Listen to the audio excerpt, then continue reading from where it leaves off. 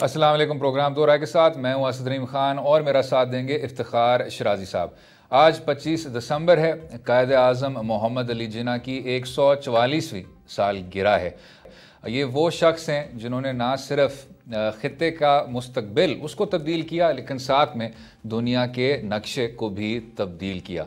बानी पाकिस्तान तो हैं, लेकिन क्या पाकिस्तानी कायद आज़म मोहम्मद अली जिन्ना के पैगाम पर अमल दरामद कर पाए? जो उनकी 11 अगस्त की तकरीर थी, मई 1943 की तकरीर थी, जो उनके कंस्टिट्यूएंट असम्बली से पार्लियामेंट्री पेपर्स में उन्होंने बात की हुई है, उस पर भी कितना अमल कर पाए? और जो कायद आज़म की ख्वाब थी एक आज़ाद, खुद मुख्तार और खुशहाल पाकिस्तान, क्या उसको हम पूरा कर पाए? हमारे साथ तहरीक पाकिस्तान के एक विटनेस हैं, किसी तारुफ के मोहताज नहीं है, and we are grateful that he give us this time.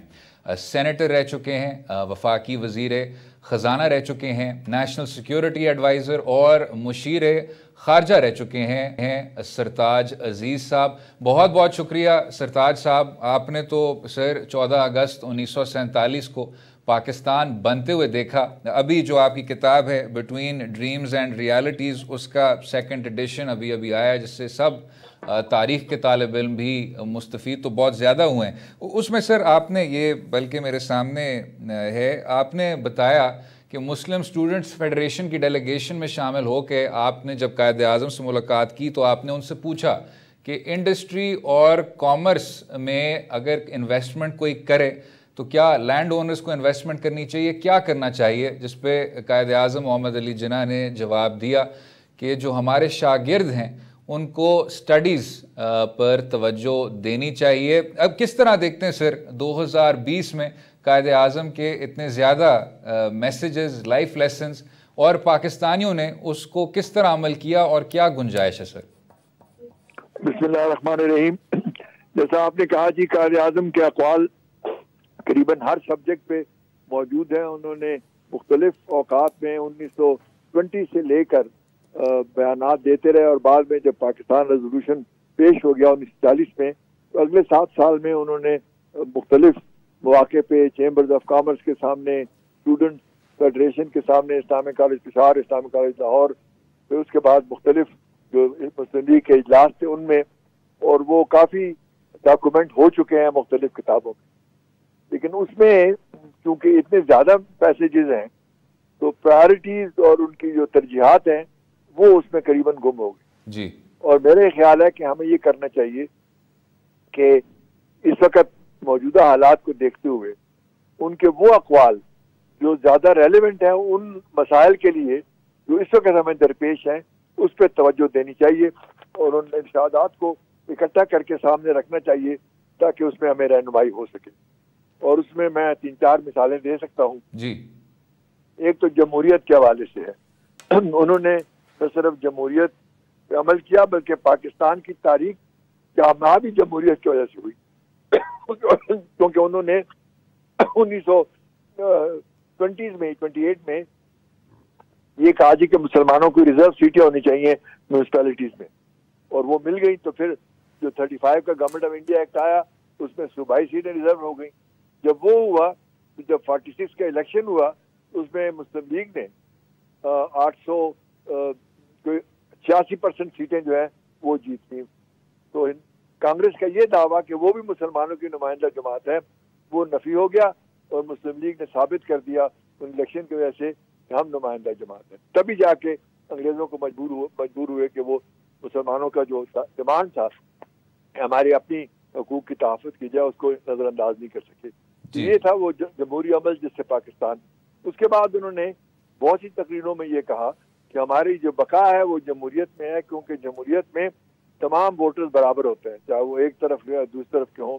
लेकिन हमने बदकिस्मती से पाकिस्तान में 38 साल तो डायरेक्ट मिलिट्री रूल और आधा वक्त जो है उससे ज़्यादा वो इनडायरेक्ट मिलिट्री रूल, तो वो, और बल्कि सबसे अहम बात ये कि 1955 में जब 1 यूनिट बनाया तो एक जमहूरी उसूल को की नफी की कि मशरिकी पाकिस्तान की अक्सरियत को ख़त्म कर दिया, बजाय इसके कि हम सेनेट बनाते हमने वो पैरिटी कर दिया। तो ये जो उनके इरशादात हैं जमहूरियत के बारे में, इनको हमें इकट्ठा करके सामने रखने चाहिए ताकि हम अपने जमहूरी अमल को दोबारा पटरी पर डाल सकें। अच्छा सरताज अजीज साहब, बहरहाल अगर देखा जाए तो आज का पाकिस्तान वो पाकिस्तान तो हरगिज़ नहीं है जिसका ख्वाब कायद आज़म ने देखा था। तो अगर मैं सर ये आपसे सवाल करूं कि इन 72-73 बरसों में हमसे कहाँ कहाँ गलतियाँ हुई, अगर हम इन गलतियाँ करने वालों का एक फहरिस्त का तयन करें तो आपके ख्याल में वो 3 कौन से बड़े अनासर हैं कि जो पाकिस्तान को आज इस नहज पे लाने के जिम्मेदार हैं? तो क्या कहेंगे सर आप? असल में उसमें सिर्फ अफराद को की बात नहीं है, जो हालात की बात है वो भी रखनी चाहिए सामने हमें। सही। क्योंकि जब पाकिस्तान बना तो उसमें बदकिस्मती से कायद आज़म बहुत जल्दी चले गए और लियाकत अली खान भी उसके 3 साल के बाद। तो आमतौर पे जितने बुनियादी मसाइल होते हैं जिसकी बुनियाद पर आइन बनता है वो हमारे हल ना हो सके, कि अटानमी कितनी हो सूबों की, प्रेसिडेंशियल सिस्टम हो कि प्रोविंशियल सिस्टम हो, इस्लाम का रोल क्या हो, क्योंकि इस्लाम के नाम पे हमने बनाया था। इसकी वजह से हमारे यहाँ हिंदुस्तान का आइन 50 में बन गया और हमारा आइन 56 में जाके बना, और वो भी इनडायरेक्टली इलेक्टेड असेंबली के जरिए बना। तो उसकी वजह से वहाँ जाहिर है कि मशरक़ी पाकिस्तान में वो डिग्री ऑफ अटानमी कबूल नहीं थी, और उसकी वजह से जिस तरह के हालात पैदा हुए तो उससे ये हुआ कि हमारी जो निज़ाम था, बल्कि 50% की इलेक्शन के तहत इलेक्शन ही कभी नहीं हुए। पहला इलेक्शन हमारा जनरल इलेक्शन 23 साल के बाद हुआ, 1970 में जाकर। या आप देखें कि ये वजह है जिसकी वजह से जमहूरी अमल जो है वो नहीं चल सका। उसके बाद जाहिर है कि हिंदुस्तान से ताल्लुकात ख़राब थे तो सिक्योरिटी स्टेट बन गए हम। तो ये तमाम अवामिल थे जिसकी वजह से हमारे यहाँ जमहूरी अमल जो है वो इंटरप्ट रहा। और इसीलिए अगर 10 इलेक्शन हो चुके होते हर 5 साल के बाद अब तक, या 15 इलेक्शन हो चुके होते 72 साल में, तो अब तक हमारे यहाँ मुख्तलिफ किस्म की पॉलिटिकल पार्टियां मजबूत होती, नई ग्रास रूट लेवल से नए लीडरशिप आती। तो ये असल में एक बुनियादी एक प्रॉब्लम पैदा हुआ, क्योंकि हमारे दोनों जो कायदीन थे वो बहुत जल्दी रुखसत हो गए। अच्छा सरताज साहब, आपने 2 और शायद मिसालें थी जो बाकी थी कायद आज़म मोहम्मद अली जिन्ना की, उसके मुतालिक सर आप बात करना चाहेंगे? आप शायद आगे बढ़ रहे थे। हाँ जी, वो दूसरी बात जो है ना जी, वो है टॉलरेंस की, कि हमारी तमाम के साथ जो है अक़लियतों के हकूक़, सूबाई हकूक़ और जितने ख़वातीन तमाम तबकों के हकूक़, उस पर उन्होंने बहुत बातें की हैं कि हमारे यहाँ सब बराबर हैं। 11 सितंबर की बात भी थी, तो वो हमने उस पर भी अमल नहीं किया। और हमारे यहाँ जितनी पोलराइजेशन आज है, सूबाई लिहाज से, लसानी लिहाज से और अब तो सियासी लिहाज से, तो ये भी कायद आज़म के अहकामात की नफ़ी है। ठीक। अच्छा, आखिर में जनाब आपका एक बुनियादी किरदार है खैबर पख्तूनख्वा और साबिक फाटा का जो इंज़माम हुआ था, वो सर आपने काफ़ी गहरी नज़र से स्टडी किया। और अब गिलगित बल्तिस्तान के मुतालिक भी आपने देखा होगा हुकूमत वक्त दीगर सियासी जमातें भी अब सर जोड़ के इस पर बात कर रही हैं कि जो ये खसूसी टेरिटरी है इसको भी प्रोविजनल सूबाई हैसियत दे दी जाए। ये कितना ज़्यादा अहम है सरताज साहब? और फाटा केपी मर्जर के हवाले से वो क्या खला है जो अभी भी पुर करनी होगी with regards to the merger? FATA के हवाले से ये है जी कि वो जो फैसले हुए थे जी 2 मार्च 1917 को, उस पे अमल जो है वो पूरी तरह जल्दी नहीं हो रहा। चाहे डेवलपमेंट के फंड्स और प्रोजेक्ट की बात है, और सबसे अहम बात यह कि वो लोकल बॉडीज इलेक्शन 2018 में होने थे, वो अभी तक नहीं हुए, ताकि ग्रास रूट लेवल पे लोग उसमें शामिल हो जाएं। 30% रिसोर्सेज उनको मिलना थे ताकि लोकल प्रोजेक्ट कर सकें। पहले तो ये बात हुई। दूसरी जो अहम चीज़ है वो ये है कि जो एडमिनिस्ट्रेटिव मर्जर था, जिससे कि वहाँ पे थाने खुलना थे, पुलिस की सिस्टम ऐलान होना था और तमाम, वो बहुत स्लो चल रहा है। हालांकि हमारे होते हुए हुकूमत में हमने 2018 के शुरू में 4 अरब रुपए की मंजूरी दी थी हाई पावर्ड कमेटी ने, इम्प्लीमेंटेशन कमेटी ने, ताकि वहाँ कोर्ट और पूरे लीगल सेटअप बन सके। वो भी अभी तक पूरी तरह नहीं बने। इसके अलावा जो अगर जो वहाँ पे सिक्योरिटी वैक्यूम बना था जी, वो फुल करने के लिए हमें पूरा इंफ्रास्ट्रक्चर जो है वो बॉर्डर तक ले जाना है। तो बहरहाल वो शुक्र है कि फैसला हो गया है, लेकिन इम्प्लीमेंटेशन को हाई लेवल पे तेज करने की जरूरत है। जहाँ तक गिलगित से ताल्लुक है जी, उस पर हमारी रिपोर्ट बिल्कुल वाज़ेह है हमने इसीलिए प्रोविजनल स्टेटस कहा था कि जिसका मकसद था कि आप आर्टिकल 1 को अमेंड ना करें जिसमें वो फॉर्मली सूबा बनता है, लेकिन वो आर्टिकल अमेंड करें जिसमें उनको सूबाई असेंबली, नेशनल असेंबली और सेनेट में नुमाइंदगी मिलती है। और इससे और हमने जो अमेंडमेंट प्रपोज की है अपनी रिपोर्ट में, उसमें लिखा है कि यूएन रेजोल्यूशन पे जब तक अमल नहीं होगा ये उस तक प्रोविजनल होगा ताकि वो हमारा सेफ गार्ड हो सके। तो उसमें कोई बात नहीं है। बल्कि 2018 में जब ये हमने रिपोर्ट दी थी और मंजूरी हो गई थी, तो इन 2 सालों में वो आईनी तरामीम हो के अब तक उनको नुमाइंदगी मिल जानी चाहिए थी, लेकिन मुझे उम्मीद है कि अब क्योंकि वादा किया। अच्छा सरताज साहब ये भी जानना चाहूँगा कि इस वक्त जो एक अपोजिशन जमातों का इत्तेहाद बना है उसके बयानिए के बारे में आप क्या कहेंगे। और एक बात हो रही है नेशनल डायलॉग की कि जिसके नतीजे में मुल्क के अंदर सुप्रीमेसी ऑफ द पार्लियामेंट को मेक श्योर किया जाए, आपको लगता है कि बयानिया और फिर जो डायलॉग की बात हो रही है दुरुस्त सिमत में एक कदम है? बात यह है ना कि जाहिर है कि हमारा सिस्टम जो है वो जिसको हाइब्रिड प्लस सिस्टम कहते हैं वो सारे मसाइल हल नहीं कर सकता।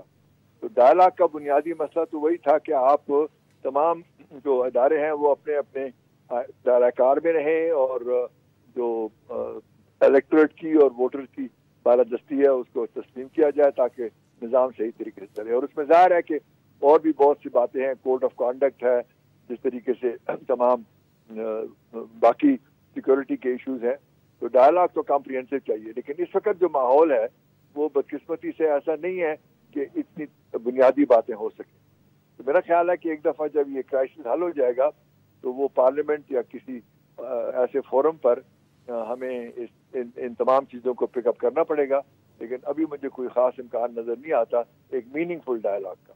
लेकिन साबिक वफाकी वज़ीर सरताज अजीज़ साहब, बहुत बहुत शुक्रिया। We are very grateful for your time. आपने अपना कीमती वक्त हमें दिया।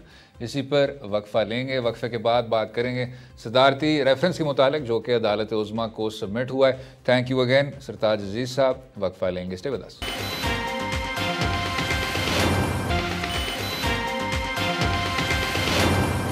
बैक टू दोहराए। जैसे आप सुन रहे थे, वज़ीर आज़म इमरान खान का कहना है कि अदालत उज़्मा को एक रेफरेंस जाए। ये reference attorney general for Pakistan की तजवीज़ पे बनाया गया है। अक्सर हम बात करते हैं आर्टिकल 184(3) के तहत अदालत उज़्मा सुओ मोटो ले सकती है ओरिजिनल जुरिस्डिक्शन में, लेकिन आर्टिकल 186 के तहत उसकी एक एडवाइजरी जुरिस्डिक्शन भी है, यानी सदर पाकिस्तान पेचीदा आइन के मुतालिक मसाइल अदालत उज़्मा में भेज सकता है, दायर कर सकता है और फिर उसके बाद उसी नुक्ते पे क्लैरिटी ले सकता है। अब जो अभी सदारती रेफरेंस दायर किया है अदालत उज़्मा में वो सेनेट के इंतखाबात से ताल्लुक़ रखता है। अब इलेक्शन एक्ट 2017 में तरमीम तो लाई जा सकती है जिसके ज़रिए सेनेट के इंतखाबात शो ऑफ हैंड्स के ज़रिए हो सकते हैं, लेकिन अटॉर्नी जनरल फॉर पाकिस्तान की तजवीज़ ये थी कि क्योंकि मामला हसास है और क्योंकि अभी भी सेनेट के इंतखाबात में कुछ दिन बाकी हैं, तो अदालत उज़्मा से इस बात पर क्लैरिटी हुकूमत वक्त ले ले। शराजी साहब, किस तरह देखते हैं जनाब इस तमाम issue from the senate election amendment all the way to the presidential reference? Sir, बस बुनियादी तौर पे तो खैर ये आपका एरिया ऑफ एक्सपर्टीज़ है कि आपका लॉ का बैकग्राउंड है, लेकिन मैं समझता हूँ कि जो गुजारिश रखी गई है इस रेफरेंस में अदालत के सामने, हम कह सकते हैं कि काफ़ी हद तक वैलिड है जी। असद आपको भी मालूम है, हमें भी मालूम है, अगरचे इस तरह की मालूमात को कहते हैं ना कि facts are floating on the surface, but इनको एक क्रेडिबल एविडेंस के अंदर कन्वर्ट करके अदालतों को इस बात पे कायल करना कि हाँ इन इलेक्शनों के अंदर पैसे लगे हैं, पैसे चले हैं और लोग पैसे खर्च करके तो सेनेटर बने हैं, बड़ा मुश्किल होता है। लेकिन बहरहाल हकीकत तो है जो इस वक्त तहरीक इंसाफ की दरख्वास्त में या रेफरेंस में बात की गई है, तो कहीं ना कहीं इसके पीछे हक़ाइक़ ज़रूर मौजूद हैं। अब रह गया मामला ये कि ये खालिसत पार्लिमानी मामला है, पार्लिमान का इशू है, क्या इस इशू को अदालत में जाना चाहिए? फिर आपने जैसे कहा कि ख़ुद अदालत का अपने इख्तियार है कि अवामी मफाद के अंदर मामलात को ख़ुद देख सकती है, और कहीं ना कहीं एक ऐसी गुंजाइश भी मौजूद है कि कहीं अगर कोई पेचीदगी है, जो कोई उबहाम है कोई कानून के अंदर, किसी आइन की शिक के अंदर, तो ख़ुद रियासत हुकूमत भी अदालत से कोई एडवाइस ले सकती है। तो मैं समझता हूँ कि बड़ा ठीक है कि इस मामले पे अदालत में गए हैं, दोनों वजूहात बड़ी दुरुस्त हैं और उसकी बुनियाद पे अगर अदालत इस मामले पे अपनी को राय का इजहार करती है तो ये कोई अनहोनी बात हरगिज़ नहीं होगी। इससे पहले आपने देखा है कि आर्मी चीफ के एक्सटेंशन का जब मामला बना था तो गोया कि उस वक्त तो कोई कानून सरे से वजूद ही उसका नहीं था, एग्जिस्ट ही नहीं करता था, जिसके तहत माजी में भी ये प्रैक्टिस होती रही। लेकिन फिर हमने देखा कि अदालत ने एक रास्ता दिया और कहा गया इस वक्त की पार्लिमान को कि बेहतर ये होगा कि अगले 6 माह के अंदर इस मामले पे कोई कानून साजी कर लीजिए अगर आप प्रैक्टिस जारी रखना चाहते हैं। तो मैं समझता हूँ कि माजी के अंदर इस तरह की नज़ीरें मौजूद हैं जिसके नतीजे में हम कह सकते हैं कि किसी भी पार्लिमानी मामले पे अगर कोई वहाम है या किसी मामले को और ज़्यादा क्लैरिटी लेके आनी, आपको ये भी याद होगा कि 62-63 के मामले पे भी कुछ दरख्वास्तें जब गई थी और उस वक्त भी ये सवाल उठा था कि क्या इन आर्टिकल्स के तहत किसी भी शख्स को जो सादिक और अमीन नहीं है उसकी जो नाअहली है वो फॉर लाइफ होगी या एक पार्लिमान की 5 साल की मुद्दत के लिए होगी।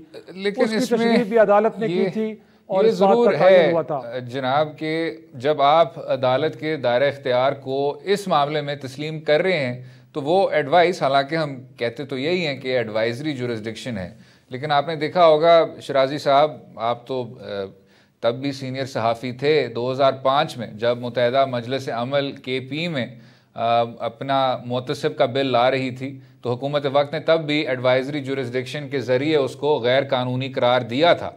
अदालत उज़्मा की जो एडवाइस है वो हुकूमत वक्त पर बाइंडिंग होगी।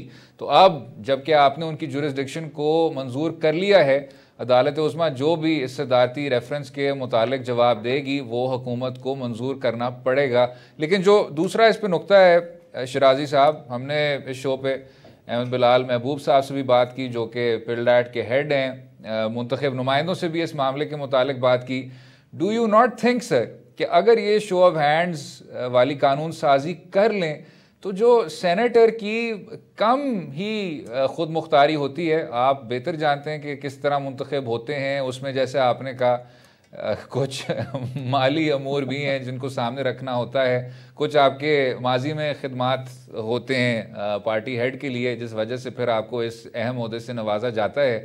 लेकिन जो थोड़ी सी इंडिपेंडेंस रह गई थी आपकी शिराजी साहब, वो सीक्रेट बैलेटिंग के ज़रिए हो सकती थी कि वहाँ जो आपका दिल चाहे, जो आपके ज़मीर के मुताबिक होता और किसी पार्टी हेड के दबाव में आप ना आ रहे होते तब आप ये वोट दे सकते थे। अब जब शो ऑफ हैंड्स हो जाएगा तो इससे क्या पार्टी हेड और भी ज़्यादा इन सब पे हावी नहीं हो जाएगा सर? देखा जाए तो अमलन मेरा ख्याल में ऐसा ही है कि अगर बहुत सारे मामलात के अंदर जहाँ पे डिवीज़न ऑफ द हाउस होती है वहाँ पे भी हम देखते हैं कि पार्टी क़यादत ही जो है उसकी डोमिनेशन प्रिवेल करती है और बहुत कम होता है कि ख़ुद लोग अपनी ज़मीर की आवाज़ पे या समझें कि फ़लाँ शख्स बेहतर है, उस शख्स को वोट देना चाहिए, किसी भी बिल को अप्रूव करने के लिए अपना वोट डालना चाहिए। ये तो मेरा ख़्याल में रहा है और आपने देखा भी है कि ख़ुद पार्टियों के अंदर इस तरह की चीज़ों को कितना इनकरेज किया जाता है। लेकिन साथ में ये भी तो हकीकत है असद कि माजी के अंदर हम ये ज़रूर देखते हैं कि सेनेट के इलेक्शन के अंदर अगर लोगों ने अपनी पार्टी की विश के अगेंस्ट वोट दिया है तो इस बुनियाद पे वोट देने के शवाहद बहुत कम मिले हैं कि शायद उनको ये लगा है कि जो उनकी पार्टी की जानिब से कैंडिडेट लाया गया था वो इस नशिस्त के लिए या इस पोजीशन के लिए अहल नहीं था और उनके अगेंस्ट जो लोग थे वो शायद ज़्यादा कॉम्पिटेंट लोग थे। तो मैं समझता हूँ कि अगर ये भी आप इसका मुशाहिदा करें तो शायद हमें कहीं 1% भी लोग ऐसे ना मिले कि जो इस बुनियाद पे वोट देते हैं कि शायद जिस शख्स को वोट दे रहे हैं वो सेनेट के हाउस के लिए ज़्यादा मौजूद उम्मीदवार है। उसमें भी लगता है ये है कि या तो कोई रिलीजियस फैक्टर या कोई पॉलिटिकल एक जो ग्रुपिंग होती है उसका कोई अमल दखल होता है या फिर जिस तरह ख़ुद खान साहब प्राइम मिनिस्टर ऑफ पाकिस्तान फरमा रहे थे कि पैसे का अमल दखल है। तो हमें 3-4 फैक्टर्स और तो बड़े विजिबली नज़र आते हैं।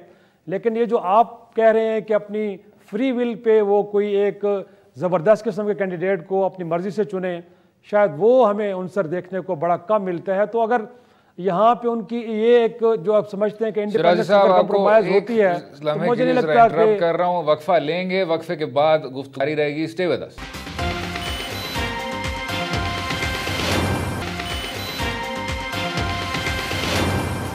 Welcome back to Do Raaye. बात कर रहे थे अदालत उज़्मा में जो सदारती रेफरेंस दायर हुआ है। हमारे साथ किसी तारुफ के मोहताज नहीं, सीनियर सहाफ़ी और AQS लाइव के होस्ट अब्दुल कयूम सिद्दीकी साहब। बहुत शुक्रिया कयूम साहब शो में शामिल होने का, हमें अपना कीमती वक्त देने का।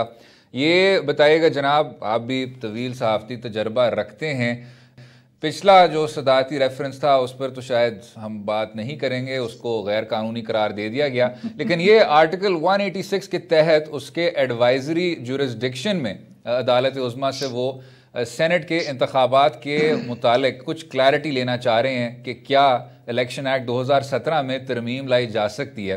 किस तरह देखते हैं कयूम साहब? बहुत शुक्रिया असद साहब, और आप खुद कानून के तालिब इल्म हैं और मुझसे ज्यादा अच्छे तरीके और अंदाज में आप ये सारे लीगल जार्गन्स और ये सारा कुछ जानते हैं। देखें, बात यह है कि हुकूमत चाह क्या रही है। हुकूमत की तरफ से कि बैलेट जो है ओपन बैलेट किया जाए, वैसे तो ये है सीक्रेट बैलेट के जरिए होते हैं।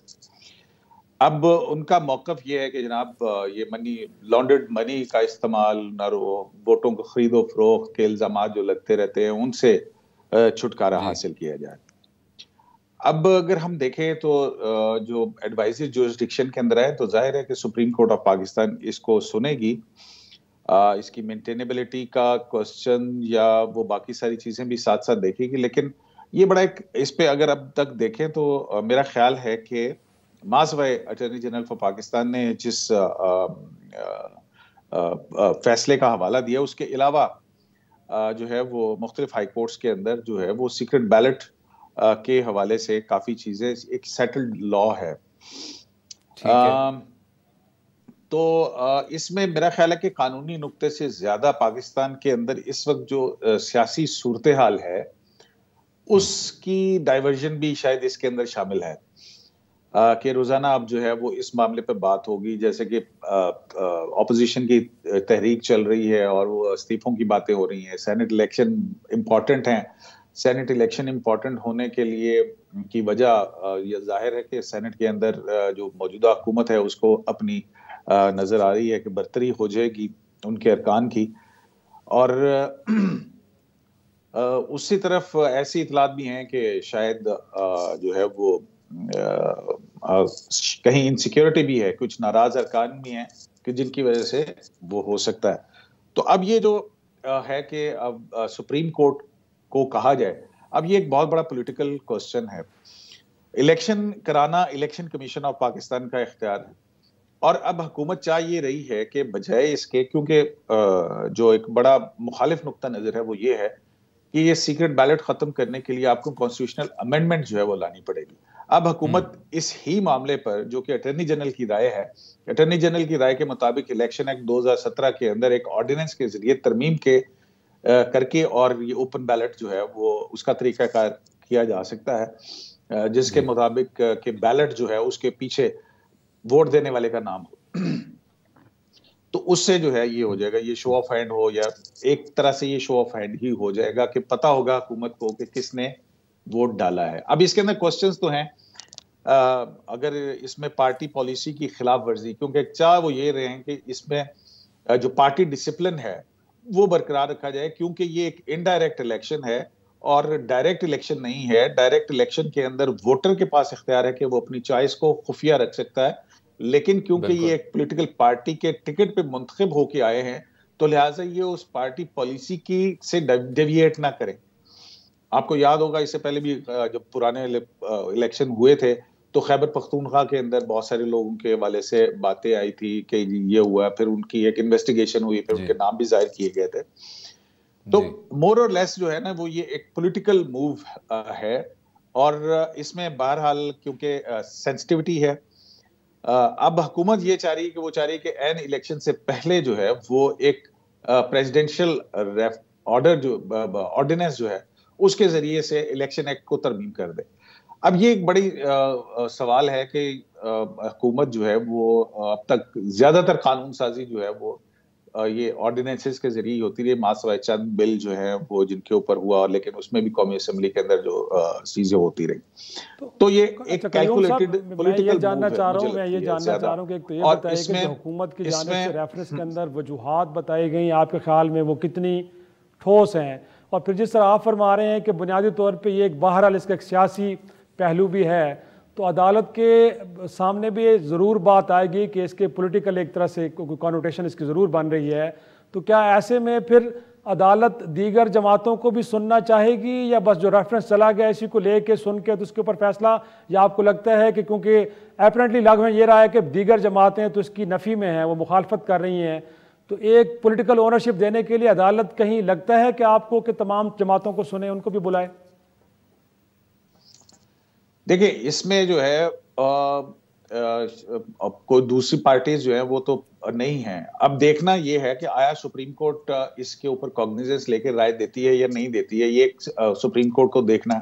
और इसमें मेरा ख्याल है कि चारों सूबों के एडवोकेट जनरल जो है उनको भी नोटिस होगा, प्रोविंशियल असेंबलीज का मामला है, तो फिर उसमें अदालत एमाइकस जो है वो मुकर्रर कर सकती है मुख्तलिफ अपनी अदालती मावनत के लिए, जहाँ पे अटॉर्नी जनरल होंगे, चारों सूबों के एडवोकेट जनरल्स होंगे, वहां पे जो है वो अमाइकस अदालती मावनीन जो है उनसे भी मदद ले सकते। हो सकता है सुप्रीम कोर्ट बार के प्रेसिडेंट को कहा जाए, हो सकता है कि पाकिस्तान बार काउंसिल के वाइस चेयरमैन को कहा जाए, हो सकता है कोई इंडिपेंडेंट लॉयर जो है वो इस सीक्रेट बैलेट के ऊपर अपनी अदालती मावनत के लिए अदालत जो है वो मुकर्रर करे। तो अब ये क्योंकि आम मुकदमा से सदर रहीम साहब जैसे जानते हैं कि ये आम मुकदमा से मुख्तलिफ है, इसमें सुप्रीम कोर्ट ने एक आया ये देखेगी कि पब्लिक इंपॉर्टेंस का क्वेश्चन बनता है, और क्योंकि ये पब्लिक इंपॉर्टेंस का क्वेश्चन है भी या नहीं है कि जिसके ऊपर हमारी राय मांगी जा रही। अब तक देखा जाए तो सुप्रीम कोर्ट ऑफ पाकिस्तान जो है उसने हसबा बिल के अंदर जो है वो सदारती रेफरेंस आया था जनरल परवेज मुशर्रफ के दौर में, जब एमएमए की गवर्नमेंट थी और वहां पे एक कानून साजी की गई थी। ठीक है, उसमें कुछ चीजों को सुप्रीम कोर्ट ने कहा था कि ये नहीं हो सकती हैं, वो निकाल के फेंक दी थी, और फिर बाकी जो है उस पे अब जो एडवाइजरी जुरिस्डिक्शन है ये ओपिनियन होगी, अब इसके ऊपर हुकूमत अमल करती है या नहीं करती है। लेकिन मेरा ख्याल है कि इस पॉलिटिकल सिनारियो के अंदर जो है हुकूमत ये चाह रही है कि अगर सुप्रीम कोर्ट उनकी बात मान देती है तो कहेंगे कि हाँ जी सुप्रीम कोर्ट ने हमारी बात मान ली, और अगर नहीं मानती है तो कहेंगे कि जनाब हमने तो कहा था लेकिन सुप्रीम कोर्ट ने नहीं माना, तो इसमें हमारा तो कोई कसूर नहीं है। तो एक विन विन सिचुएशन गवर्नमेंट को जो है वो इन दोनों सूरतों में नजर आती है, और फिर पॉलिटिकल सूरत हाल के अंदर इसको डाई डाउन करना जो भी पीडीएम का मौकफ चल रहा है और उसके ऊपर है।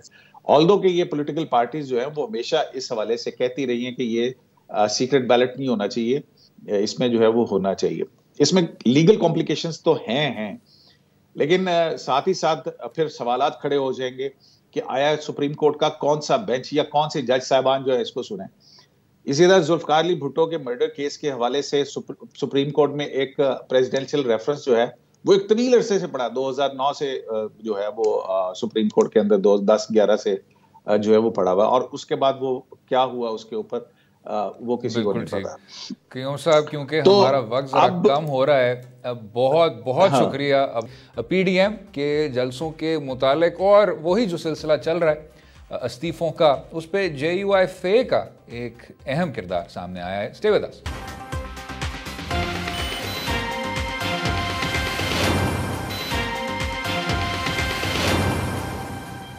Welcome back to Do Raaye. बात करेंगे पीडीएम के बदलते हुए बयानिए की, और उसमें एक सियासी जमात जिसकी इतनी ज़्यादा नशिस्तें तो नहीं हैं लेकिन पीडीएम में मरकज़ी किरदार है, JUIFA। उसमें जब मौलाना फजलुर रहमान साहब के मुतालिक तनकीद सामने आई, वो भी JUIF के सीनियर लीडर मौलाना शेरानी की जानिब से, और याद रहे कि मौलाना शेरानी वही JUIF के लीडर हैं जिन्होंने 2014 में सोचा था कि JUIF की सदारत को भी कंटेस्ट किया जाए, लेकिन आखिरी वक्त में फिर उन्होंने कहा कि शायद मौलाना फजलुर रहमान साहब ही बेहतर उम्मीदवार हैं, उनको पार्टी से खारिज कर दिया है। साथ में हाफिज़ हुसैन अहमद साहब को और तो और JUIF के लीडरान को भी JUIF ने उनकी मेंबरशिप रिवोक कर दी है। शराजी साहब किस तरह देखते हैं सर? बहुत से लोग बात कर रहे थे कि फजलुर रहमान साहब इनको अपीज़ करेंगे, साथ लेकर चलेंगे इनको, लेकिन अब लगता है कि ऐसी तनकीद के बाद जहां उन्होंने कहा कि फजलुर रहमान साहब खुद सेलेक्टेड हैं, उन्होंने तो शायद ये तक कह दिया कि इमरान खान साहब 2023 में एक बार फिर री इलेक्ट हो जाएंगे, तो उस पर सर फिर I think JUIF saw red. कैसे देखते हैं? बस बुनियादी तौर पे तो जो रास्ता लेके चल रहे हैं मौलाना साहब, तो उनके साथ इस तरह के वाक़यात का होना कोई अजीब बात नहीं थी। यकीनी तौर पे अच्छा। कुछ ऐसे वाक़यात पेश आ सकते थे, सो आ रहे हैं। लेकिन दूसरी तरफ सवाल ये भी है कि जो हजरात अब खुद पार्टी के अंदर मौलाना साहब की आमरीत की बात कर रहे हैं, वो माजी में उन्हीं के रिकमेंडेशंस के ऊपर सरकारी ओहदों पे फायज रहे हैं। तो मौलाना शिरानी साहब को आज सोचना चाहिए था कि वो उन्हीं के रिकमेंडेशन के ऊपर इस्लामी नज़रियाती कौंसिल के 2 बार चेयरमैन रहे हैं। तो ये उस वक्त उन्होंने ये बात क्यों नहीं की कि पार्टी के अंदर जमहूरियत नहीं है। और सिर्फ मेरे ख्याल में JUFA में नहीं, तमाम जमातों का असद यही हाल है कि उनके अंदर मेरा ख्याल में एक पार्लिमानी प्रोसेस या डेमोक्रेटिक प्रोसेस के थ्रू लीडरशिप का इंतखाब नहीं होता। पहले से लोगों को मालूम होता है कि कौन पार्टी का सदर और कितनी देर तक रहेगा। लेकिन जाहिर सी बात है, ये कोशिश होती है किसी शख्स को उस अल्टीमेट गोल से बाज रखने की जो मौलाना साहब लेके चल रहे हैं। उनकी डेस्परेशन है, वो चाह रहे हैं कि जिस तरह का बयानिया वो लेके चल रहे हैं उसको हर सूरत कामयाब करें। तो मैं समझता हूँ कि दूसरी तरफ से जो कोशिश हुई है उसका जवाब मौलाना साहब ने बड़ा वाज़ेह और खुल के दिया है। गोया कि उन्होंने बजाय ये कि इन लोगों को बुलाते, इनसे मिलते, इनसे बात करते, इनको मनाते, गले लगाते, उन्होंने स्ट्रेट अवे उनसे कहा कि आप पार्टी का हिस्सा नहीं रहे। तो मेरा ख्याल में मौलाना साहब जिस बयाने के साथ खड़े हैं वो उसी बयाने के साथ जाना चाहते हैं। लेकिन आपने देखा सर कि मुनव्वर हसन साहब तक री-इलेक्ट नहीं हुए, सिराजुल हक साहब सामने आए। शायद JUIF अपने साबिक कोalition पार्टनर से कुछ सीखना चाहें। यकीनन मेरे ख्याल में इस सारे जो पॉलिटिकल क्राइसिस इसमें सबके लिए सीखने के लिए बहुत कुछ है। लेकिन देखना यह है कि क्या ये सारी की सारी मुहिम सिस्टम को ठीक करने के लिए और पार्लिमान की बालादस्ती के लिए है या पर्सनल गेन्स के लिए। मेरे ख्याल में ये आगे चल के हमें वक्त ही बताएगा। बिल्कुल ठीक।